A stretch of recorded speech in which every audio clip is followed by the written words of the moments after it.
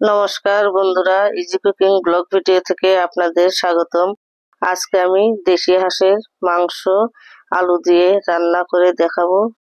আপনারা আমার সঙ্গেই থাকবেন। চলুন শুরু করি। আমি চুলায় কড়াই বসিয়ে দিয়েছি, কড়াইয়ে তেল দিয়ে দিয়েছি। আমি এখন আলুগুলো ভালো করে ধুয়ে পরিষ্কার করে কেটে নিয়েছি। আলুতে দিয়ে দিলাম লবণ আর দিয়ে দিব হলুদ গুঁড়ো। লবণ ও হলুদ গুঁড়ো দিয়ে আলুটাকে ভালো করে মেখে লাল লাল করে আলুগুলোকে ভেজে নেব। বন্ধুরা, তেল গরম হয়ে গিয়েছে, আমি একে একে সবগুলো আলু দিয়ে দেব। আলুগুলো বড় বড় করে কেটে নিয়েছি। আলুগুলো খেতেও অনেক ভালো লাগে। বন্ধুরা, আমি হাতের কাছে থাকা মশলা দিয়ে রান্না করে থাকি। আজকে আমি হাঁসের মাংসটা অতি সহজভাবেই রান্না করে দেখাবো, যে কেউ এভাবে সহজভাবে রান্না করে নিতে পারেন। আলুগুলো লাল লাল করে ভেজে উঠিয়ে নিলাম। দেখতেই পাচ্ছেন আলুগুলো লাল করে ভেজে নিয়েছি। আলুগুলো তুলে নিলাম। বন্ধুরা, আমি আলু খেতে খুব পছন্দ করি, এই জন্য আমি আলু দিয়ে দিয়েছি। আপনারা আলু পছন্দ না করলে নাও দিতে পারেন। ওই তেলেই দিয়ে দিলাম পেঁয়াজ কুচি। পেঁয়াজ কুচিটা দিয়ে একটু নেড়ে চেড়ে দিয়ে দেব দুইটি তেজপাতা, আর দিয়ে দেব 2-3টি দারচিনি, আর দিয়ে দেব 2টি কালো এলাচ ও 2-3টি সাদা এলাচ। বন্ধুরা, আমি পেঁয়াজ কুচি দিয়ে দিয়েছি। এখন দিয়ে দেব 1 চামচের বেশি পেঁয়াজ বাটা, 1 চামচ রসুন বাটা, 1 চামচ জিরে বাটা, 1 চামচ কাঁচামরিচ বাটা, আর দিয়ে দেব 1 চামচ ধনে গুঁড়ো, 1 চামচ হলুদ গুঁড়ো, আর দিয়ে দেব 1 চামচ মরিচ গুঁড়ো। ঝালটা আপনাদের পছন্দ মতো দিয়ে দিবেন। দিয়ে দিলাম স্বাদ মতো লবণ, আর দিয়ে দেব 1 চামচের বেশি একটু আদা বাটা। আদা বাটাটা একটু বেশি লাগে, আমি 1 চামচের একটু বেশি দিয়ে দিয়েছি, কারণ হাঁসের মাংস শক্ত। এখন মশলাটাকে ভালোভাবে ভেজে জল দিয়ে কষিয়ে নিব। দেখতেই পাচ্ছেন মশলাটাকে ভালো করে ভেজে নিয়েছি। এখন একটু গরম জল দিয়ে মশলাটাকে আবার ভালোভাবে কষিয়ে নিব। বন্ধুরা, আমি পেঁয়াজ কুচি দিয়েছি, তাই আমি বড় চামচের 1 চামচ পেঁয়াজ বেটে দিয়েছি। বাটা মশলা দিয়ে রান্না করলে মাংসটা খেতে ভালো লাগে। আবারও ঢাকনা দিয়ে কিছুক্ষণ মশলাটা কষিয়ে নেব। বন্ধুরা, মশলাটা কষানো হয়ে গিয়েছে, দেখতেই পাচ্ছেন তেল ছেড়ে দিয়েছে। আমি এখানে 1.5 কেজি হাঁসের মাংস নিয়ে নিয়েছি। মাংসগুলোকে কেটে ভালোভাবে পরিষ্কার করে ধুয়ে নিয়েছি। মাংসগুলো এখন দিয়ে দিলাম। মাংসটা দিয়ে আবারও ভালোভাবে মশলার সাথে কষিয়ে নিব। বন্ধুরা, দেখতেই পাচ্ছেন হাঁসের মাংস দিয়ে দিলাম, ঢাকনা দিয়ে ঢেকে দিব।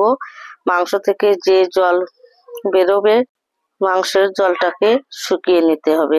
দেখতেই পাচ্ছেন বন্ধুরা, মাংসতে এখন কোনো জল নেই। ঢাকনা দিয়ে ঢেকে কিছুক্ষণ কষিয়ে নিব। বন্ধুরা, আপনারা যারা নতুন বন্ধু আছেন, অবশ্যই বেল বাটন অন করে রাখবেন, যাতে আমার ভিডিওগুলো অতি সহজভাবেই দেখতে পান। দেখতেই পাচ্ছেন বন্ধুরা, মাংস থেকে জল বেরোতে শুরু করেছে। আমি এই জলটাকে আগে শুকিয়ে নেব। বন্ধুরা, আপনারা অবশ্যই বেল বাটন অন করে রাখবেন, আর আমার পুরো ভিডিওটাই দেখবেন। আমি সপ্তাহে 2 দিন, সোমবার ও বৃহস্পতিবার সন্ধ্যা 6টায় আপলোড করে থাকি। আপনারা অবশ্যই ইজি কুকিং ব্লগ ভিডিও দেখবেন। এখন দিয়ে দিলাম গরম জল। বন্ধুরা, দেখতেই পাচ্ছেন হাঁসের মাংস অনেক শক্ত হয়, তাই আবারও গরম জল দিয়ে কষিয়ে নেব। বন্ধুরা, দেশি হাঁসের মাংস একটু শক্ত হয়, তাই আমি ভালোভাবে জল দিয়ে কষিয়ে নিলাম। দেখতেই পাচ্ছেন কষানো হয়ে গিয়েছে। এখন আমি পরিমাণ মতো জল দিয়ে দেব, তবে একটু জলটা বেশি দিব, যাতে মাংসগুলো ভালোভাবে সেদ্ধ হয়ে যায়। বন্ধুরা, আমি অতি সহজভাবেই রান্নাটা করে দেখালাম, যে কেউ এভাবে রান্না করে নিতে পারবেন। জলটা ফুটে উঠেছে, আমি এখন আলুও 3-4টি রসুন দিয়ে দিলাম, কারণ আলুটা ভাজতেই সেদ্ধ হয়ে গিয়েছে, তাই আমি একটু পরে দিলাম, নইলে ভেঙে যাবে। দেখতেই পাচ্ছেন মাংসটা আমার প্রায় হয়ে এসেছে। আমি আর একটু ঝোলটা শুকিয়ে নেব।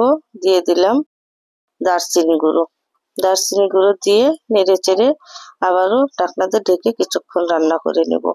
বন্ধুরা, আপনারা এইভাবে হাঁসের মাংস রান্না করে খেয়ে দেখবেন, অনেক ভালো লাগে।